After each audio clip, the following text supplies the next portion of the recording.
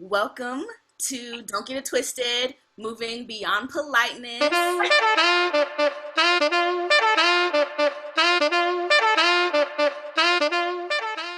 We came up with the idea to actually ask one another and ask each other publicly some really difficult questions. Moving beyond just sitting politely and only reaching the edge of people's comfort zone.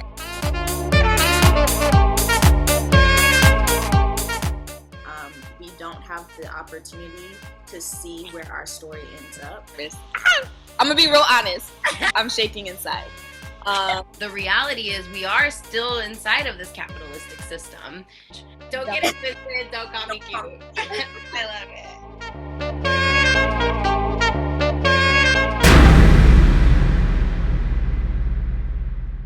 This meeting is being recorded. I don't know if I can agree to that. I just want to renegotiate my terms real quick. What are my residuals going to be? What are the redistribution rights of this? I don't even know what you just said. Okay. Ooh, you better learn. We in Hollywood. Well, we were in Hollywood. We still don't have a greeting, Intro. but welcome to Don't Get It Twisted. Look, I've become a painter, a clothing designer, a video editor, a producer. I've been doing everything. You better do the thing. Here, I'm gonna show you what I'm doing. I'm doing full on like coding on computers and shit right now. So fancy. Like who are you? What are you? Where do you come from? What do you do? And how did you end up in CONTRA-TIEMPO? I am a house dancer, Denver, Colorado, and been in LA for 5 years. Just moved to Columbus in the middle of a pandemic, which has been an experience. And my wife is a grad student for dance at Ohio State. She got a fellowship because she bad. And who am I? Fuck, I don't know. That's a hard one. Who am I? I'm going to get existential real quick. I'd be like, well, what does it mean to be a self, you know?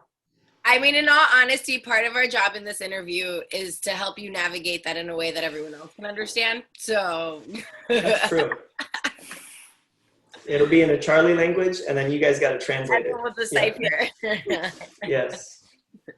I love it. Okay, so in terms of CONTRA-TIEMPO, right? So like, you got here, you landed the plane. I mean, I'm sure it was very clearly stated to you that you're the first white person to be inside this company, and wondering what that transition was. What were those conversations that you had as you were starting, even during the hiring process, the audition process?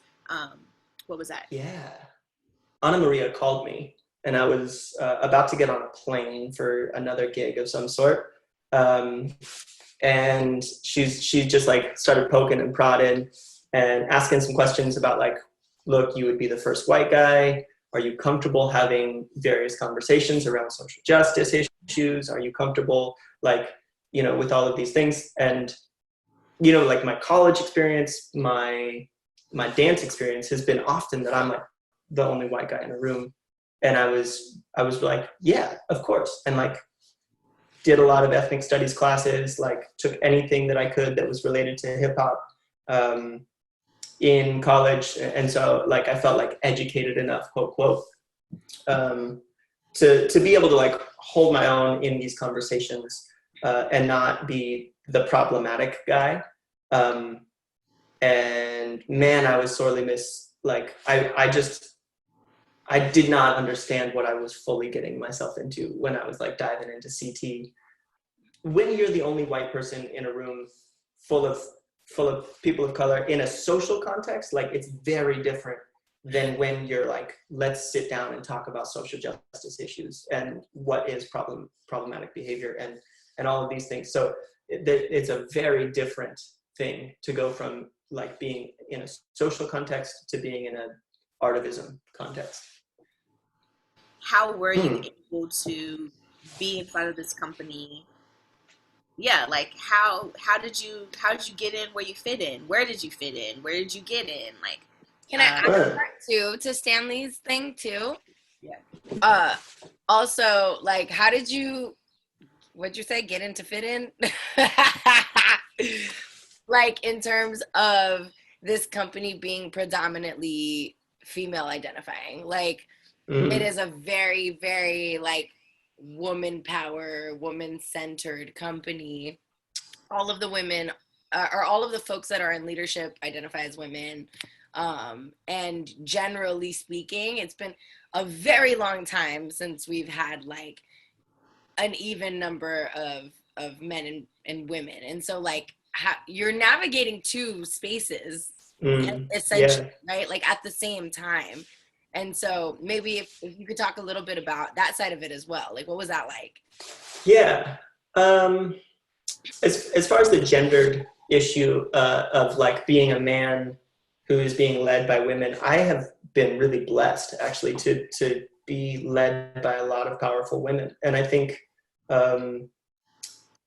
it's not surprising. Like, what's surprising about women being great leaders? Like, the social context that women have been exposed to has forced leadership upon them a lot of the time. For me, that's not abnormal to have female leadership, especially female POC leadership. Like, that's in the hip hop community, there will be, like, a really talented dancer, and then he'll get a girlfriend. Like, I see this all the time. He'll get a girlfriend. She'll be the one to hold it down. She'll be the one to, like, plan and run the events. She'll be the one to do all these things. So, like, it's a very common thing to see female leadership, even though sometimes it's, like, got facades of male leadership. Like, there's always female leadership within the social dance, hip hop, club dance communities. There's a lot of female leadership.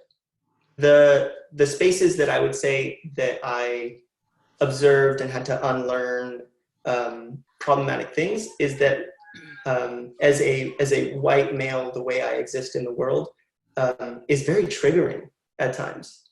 So I remember that my anger, like, I would be angry at a thing that we'd be talking about, and white anger would be triggering. So I would be like, I had to learn how to, like, kind of suppress my socialized response to bullshit, right? We'd be talking about bullshit, systematic oppression, the government's doing some bullshit, and I would be like, this is bullshit, I'm angry. And then everyone's like, whoa, whoa, whoa. And I would observe that like, shutting down of people when I would get angry at, and for me, it would be a righteous thing. And as much as I liked to think that I was above that socializing, and as much as I liked to think that I had, like, processed that, and, like, yes, I'm not going to resort to violence and start fights and things like that, but I get angry. And that is a very triggering thing, to have a white man be angry in your presence for POC. And I didn't realize it, but for a lot of the people in the company, their experience of a white person being angry was oftentimes met with trauma. And so I'm learning how to exist as a white person in this community by unlearning, and by kind of suppressing those socialized cues of, you see some bullshit, you get angry. You see some bullshit, you need to observe it. You need to, like, wait for a second and acknowledge that who you're in the room with, you affect them. And I think that's something that a lot of white people are very not socialized to, is that your energy affects other people, and how it affects other people. And so, learning how to be sensitive to that. So, it's very interesting that since being a part of, like, the CT family, I've noticed that different things trigger me. Like, I grew up around white people. I grew up,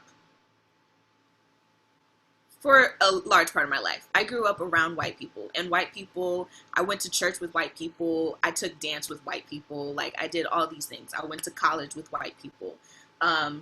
But after being inside of the CT family, I found that white people started to trigger me. That white pastors, I was like starting to get skeptical. White musicians, I was like, I don't really feel comfortable listening to them. These things started to trigger me, and I think that, and I wonder, and I use trigger, might not necessarily be the right word, but it would cause me to pause.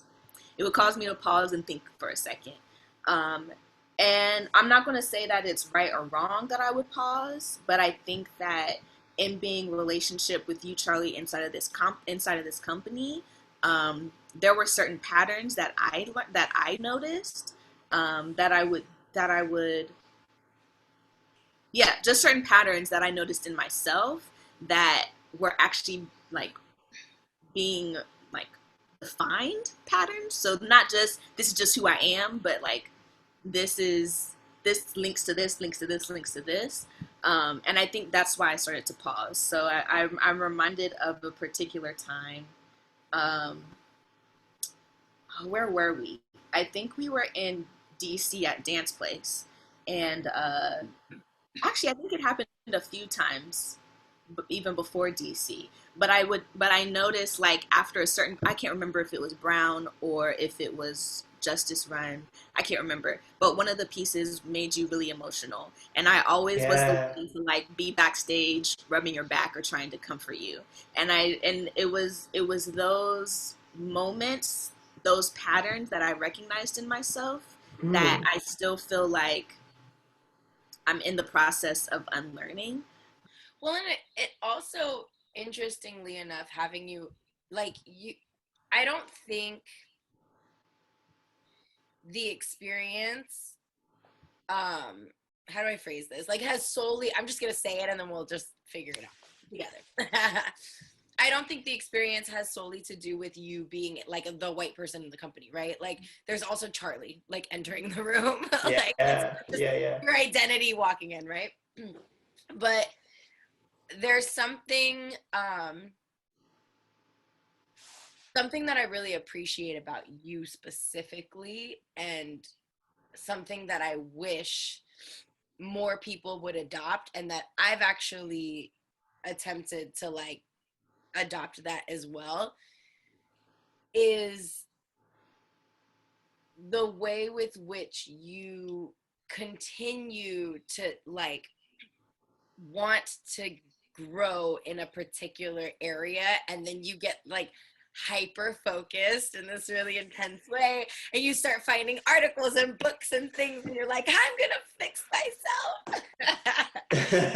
But I love and I appreciate that so much, because what that does for all of the rest of us is it's like, oh, you heard me, but not just like you heard me in this really deep way, where even if, right, we don't, like, we're never going to achieve this perfect person that we want to be, but that attempt means the world, because most of the times people do not make that attempt. What they do is they justify their shitty behavior, and they continue to like, you know, Mm. progress forward and create more trauma in their wake, because they can't identify things like the fact that their anger, maybe they might feel justified, but like, look at what you're doing to the room. Like take that time to acknowledge, and maybe the anger might be justified and it's also triggering everybody, so is it worth it, right? Like, and I Mm-hmm. see you having those conversations with yourself, and I see you being like, no, it's not worth it, so let me see how I can calm myself down. And like, you've caught yourself in other moments, and we like, you know, we've had these conversations where you've been like, so I'm sorry.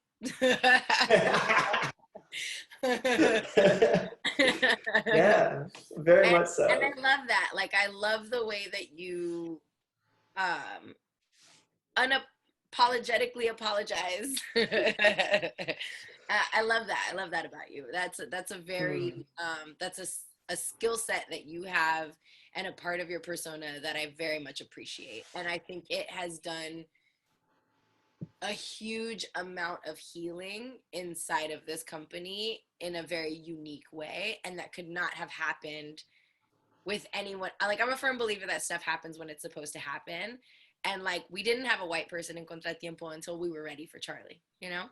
Mm. I'm very flattered by that. Horny moment 101. Yeah. Oh, wow. I'm like that. I've got warm and fuzzies just hearing that.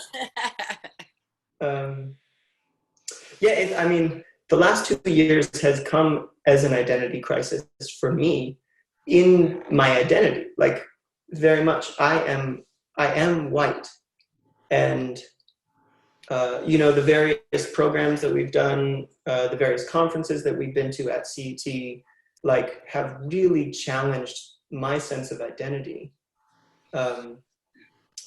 And I don't know how to suss out what is the difference between, like, what is Charlie as a white person. And, it's almost if there's needed to be a word like intersectionality or something like that, that means that these are interdependent things.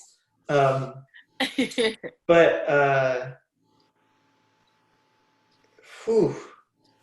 like, there's two things that I like wanted to acknowledge is that it's really interesting to be, because this has not happened much in CT, is to be the white-centered one. Like, it's definitely it's an elephant in the room. Charlie as a white person is oftentimes an elephant in the room, and to acknowledge that I'm pointing this direction. I don't know if in the video that'll be that direction, but to acknowledge what Stanley was saying, that just my presence has unearthed how everyone relates to a white person. Before our people were white, we were Irish, Catholic, Protestant, and we didn't identify with nationality even. Like, before that, we identified with religion more. And whiteness came as a response to blackness. Whiteness came as, I really believe in what Marjani said in The Undoing Racism thing. She talked about Bacon's Rebellion and how whiteness was created as this buffer class. And it's a really amazing story if anyone hasn't read it, but like, that to acknowledge that your sense of cultural identity was created in response to a way of controlling people is a hard thing to grapple with. And to see the widespread kind of effects that has. I had, like, there is no thing that I could have done that would have been different for Stanley, like, coming to me, and like realizing how important it was in her patterning to like placate and make sure that the white guy felt okay. Meanwhile, I'm having an experience like that was happening because I'm having an experience that no white person really gets, which is to like take on that image. We do the piece Brown where like I take on like that character, at least in that iteration of Brown. Mm-hmm. And there's like the moment where Charlie runs to the front and like realizes, like that he's like leaving everyone behind. And like, I can see the audience, I have this like very powerful experience of being like, I don't have anyone next to me and I'm looking out at hundreds of people, sometimes thousands, who are like looking at you as you embody whiteness. And that is a powerful thing that would shake anyone's sense of identity. I know that's a lot of words, and I hope that I touched on something that helps articulate this. Am I answering? Like, I hope I'm touching or like circling the drain of can we keep those experiences. This is like taking the train to the go left. Yeah, let's go. Let's go on an adventure, guys. I mean, it is kind of in our little like schedule, but but speaking of Brown, right? When you came into the company, the Joyous Justice was already created. You walked into the company in what we all would identify as sort of a safe space for people of color to like really dive in and have these conversations, these internalized conversations, right? And those conversations manifested into joyous justice. And so it's an entire piece about like our stories and histories and et cetera, et cetera, et cetera. And so like, not only are you walking into a space where all of this is existing and these questions are existing and you're walking in as the white man, right? But now you're walking into a piece that was created like kind of without you in mind. And then inserting yourself or being inserted into the work in what I perceived as like this way of like, okay, how do we insert the white narrative over and over and over again versus like, where do we put Charlie, right? Like, and at first, when we were first like navigating, I think you show up in more of a Charlie way now that we've had all these conversations. But like initially for me, I was like, oh, so we just gonna throw the white guy in there to be the white guy? Like it just felt very like, you know. And that's just my personal feelings around it. I see Stanley shaking your head, like, I mean, like nodding your head. So I feel like she's on board with me on that one. But so let's not like only talk about Brown. Like, let's talk about the full work. Like, what was that like to be inserted? And then maybe Stanley jump in too, because you also were not a part of the like creation process of it. And I know that like on the flip side, it's almost the same thing. It was like, insert the Black woman here, right? Like it just literally the exact conversation happening on completely polar opposites, like sides of that spectrum. So number one, what was that like? And number two, like, what was your journey of inserting yourself as a human being into this process? Okay, so the process of inserting myself into the pieces themselves was fairly straightforward. It was, you know, like as a dancer, learn the choreography, master the choreography, and then there's the spaces of the performance of it. And that's where you start creating your narratives, and then you start to allow those narratives to come to the surface into your performance of it. So I almost think that it's to the detriment of the piece to have a conversation about race without talking about whiteness. And so it does feel like it was necessary. I just created my own narratives and experienced the things as much as I could so that I could perform the pieces as best they could. And you will see what you will see when you see this skin on a stage. Mm-hmm. And that's not, some of that I get to let go of because I say, that's not me. There was a time when someone talked about they were playing an evil character, and so to get into the character, they would say, I am putting on the character's clothes. And that was their practice. They would say, I'm like every article of clothing, they would say the character, I'm putting on the character's socks. And that was a tradition for me that was very important. And so I just put myself into the work knowing that I was going to be perceived in many different ways, knowing that that's just a part of art, is that, the perceiver is going to receive it in whatever way that they're going to receive it, and to accept that. Brown was very, it was bizarre to be in for the time that I was in it.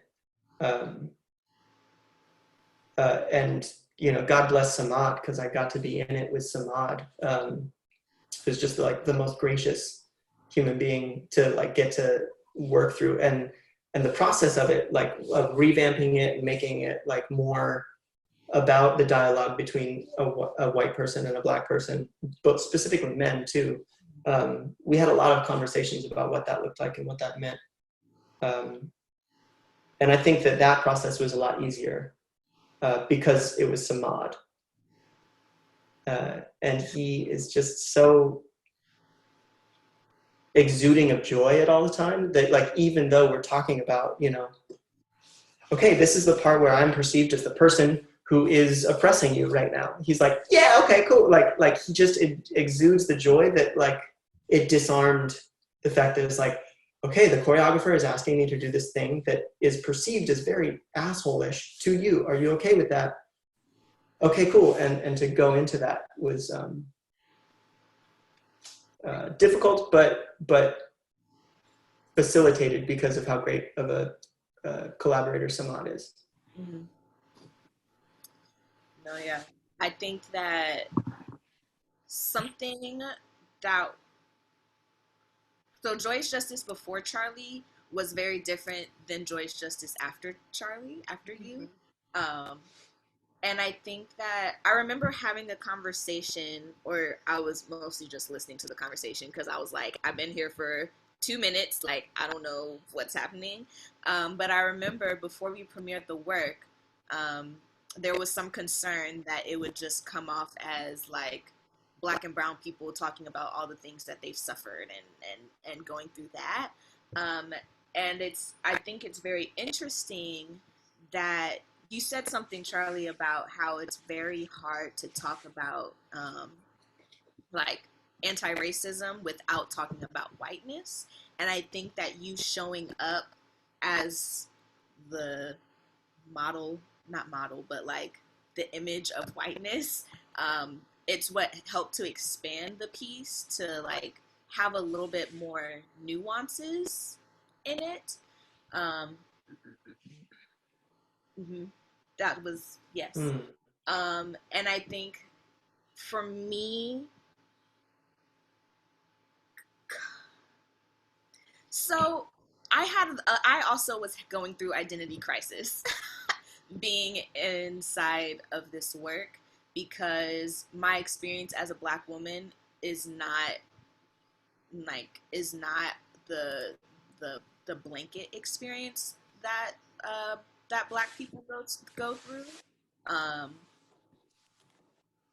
and so I was like, here I am representing something that is not necessarily, and also like a lot of the stories that were being shared was about the Latinx experience, and I was like, I don't have that experience. I don't know what this, I just don't, I haven't lived that. Going through my own personal narrative and figuring out where there are those connections, where those connections could potentially be.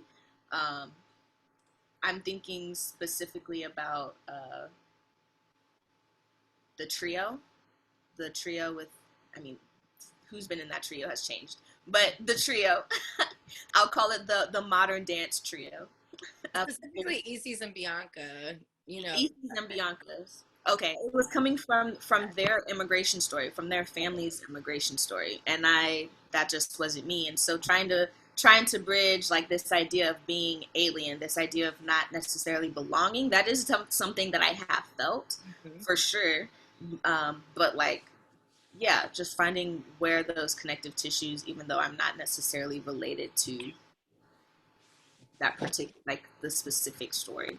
I have qualms with the term the Black experience a little bit, because it's not monolithic.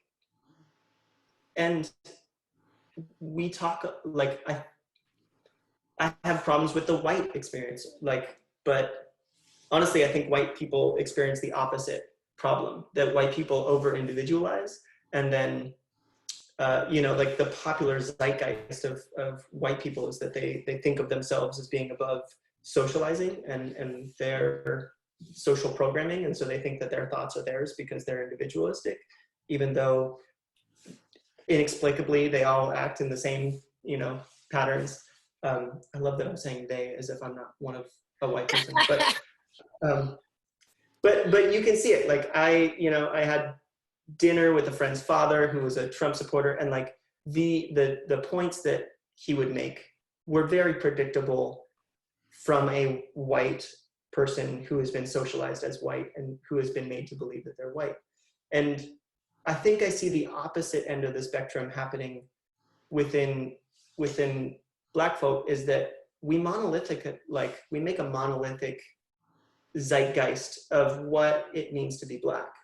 And this is a very anecdotal thing, but like my Black friends who I have met have vastly different life experiences and vastly different perspectives and vastly different world outlooks and stuff. And I think it's a disservice to the popular narrative when we just kind of paint one picture of the Black experience. And you know, like I've seen my Black friends get their Blackness questioned when they act outside of this small monolithic space. I was gonna say, that happens to you all the time. All the right? time. All the time. And You like that anime? You like math? Like what? It's a mess. and can we like break our small boxes that we put things in? Can we break our, and this is a very small box that we put an entire people who have a, you know, like everyone has their own experiences and their own blah, blah, blah. Like, I just get really tired of seeing the monolithic, like there is one Black experience. Yeah, and I think I wrote down this as it was being talked about, but I was reminded of the conversation we had about who is us, and it was at the Othering and Belonging conference forever ago. But I do think that having a white body in the work of Joyous Justice changes who us is. Mm-hmm. And that's for me what I dream of is that we start to change our sense of us, you know, so that we stop creating thems. And I acknowledge fully that I just did it with white people and I themmed them, right? But but can we start to eliminate how much we them and we create more us? And this is weird because I do spend a lot of my brain power making sure that I'm not white centering myself. And so to be interviewed, I'm like, I'm kind of going against that a little bit. I mean, it's part of the reason why, like, you know, when I keep having that conversation with Stanley, and I'm like, all right, you got to talk more, even though I know it makes you really uncomfortable. Yeah. Because it doesn't make me uncomfortable, and therefore it's gonna look like I'm taking over the entire interview, and I'm like, that can't be like the narrative that it's like always having to like think about those things in these spaces. Yeah. But I will say that is something that like CT has made me aware of in a really powerful way, is like I now can identify things that made me uncomfortable that I couldn't put my finger on why I felt uncomfortable. Like every time I go see, let's say a performance, right? Super small example. When I go to see a performance, like I notice how many bodies of what are on stage, right? Like whose body is present? Why is it present? Like what's it being used for? What, like, you know, in this like, in this just a different way that I used to notice before. And it's also made me go through an entire journey of my own whiteness and like, what does that mean inside of this like liminal, right? And I think in some ways, like when you are a white person or a Black person, there's I mean, at least like from my perception, like somewhere in the middle, there's a way that you're like, okay, this is my identity and I take it on and like let me decipher what this identity is, right? And like for me, there's so many of those to try to decipher that it's like, what the fuck, right? Like it's because it's dependent on geography in some ways. Like in Brazil, I'm a white woman, and here it was very apparent to me growing up that I was not a white woman. And that came with a lot of stories of like stuff, you know, like things that I had to like dissect. And so when I found CONTRA-TIEMPO, I was like really excited to find this space where like, okay, people get it and like they understand like how hard it is to be, you know, the child of an immigrant and like to like what it looks like to go to a predominantly white school and to have really crazy stuff said to you, and to like, you know, try to fight and claw your way out of it in a way that you still feel whole and complete, and like all of these nutso stories. And then I walk in and it's like, oh, you're white.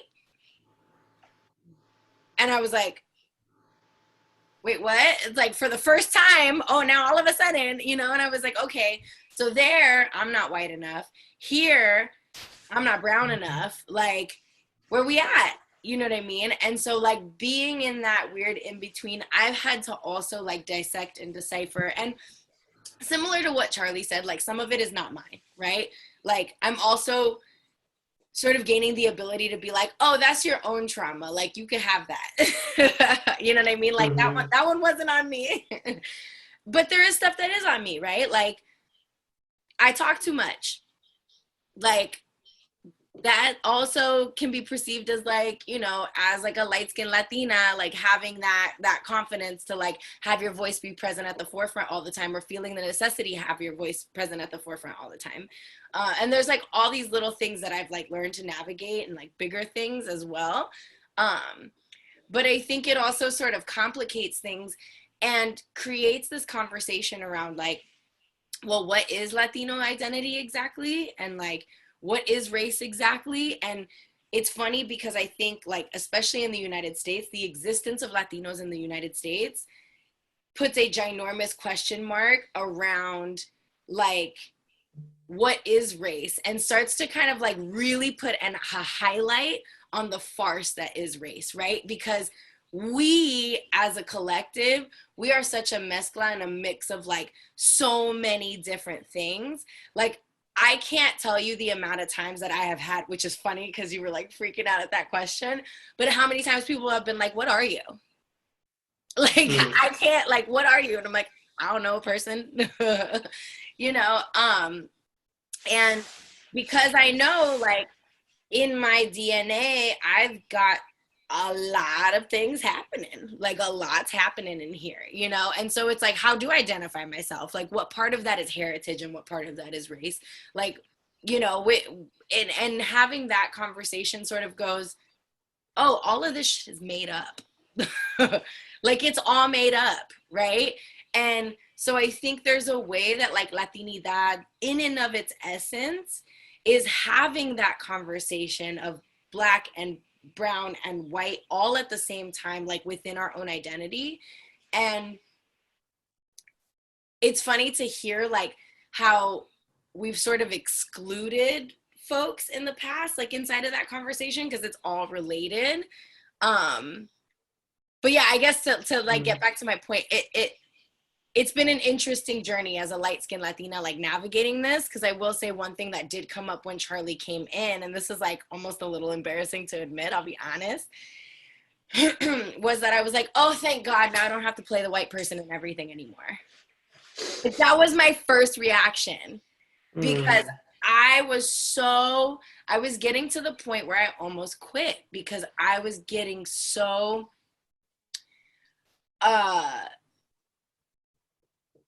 I guess triggered, I hate that word, but like I was getting really confronted. Like I was getting really confronted with the fact that every single thing we did, I was always being asked to be the quote unquote white person.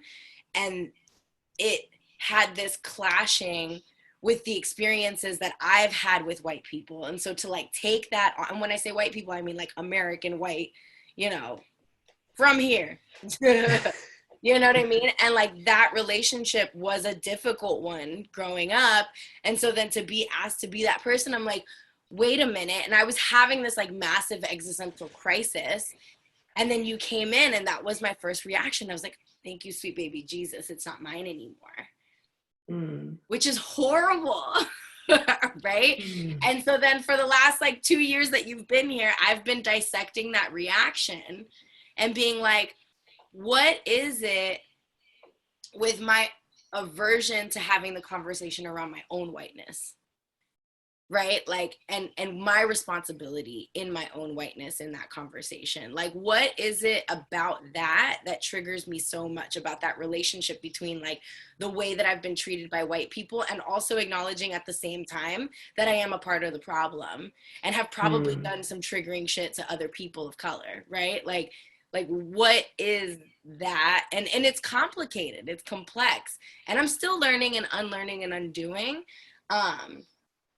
But having you present in this conversation has made me want to dissect that, has made me feel more comfortable dissecting that, because I'm like, if he's brave enough to be in this conversation with a bunch of POCs coming at his throat, like, you can do the work you need to do, you know? And interestingly enough, has really made me let go of the severity of like taking on that burden, and realizing that it's going to be a healing practice someday, right? Like, it sucks for a little while, but it's going to be like a release at some point. So yeah, it's been really, really interesting, like, as a Latina, as one of the many Latinas in the room, to like have you as a part of this conversation, I think was absolutely necessary. I actually have been pushing for us as a collective to really dissect whiteness inside of ourselves, and not just for those of us that like are quote unquote white passing, but right, hard eye roll here, but like for all of us, right? Like, all of us have white ancestors for some reason or another, who also need to get like identified, released, and, you know, kakad.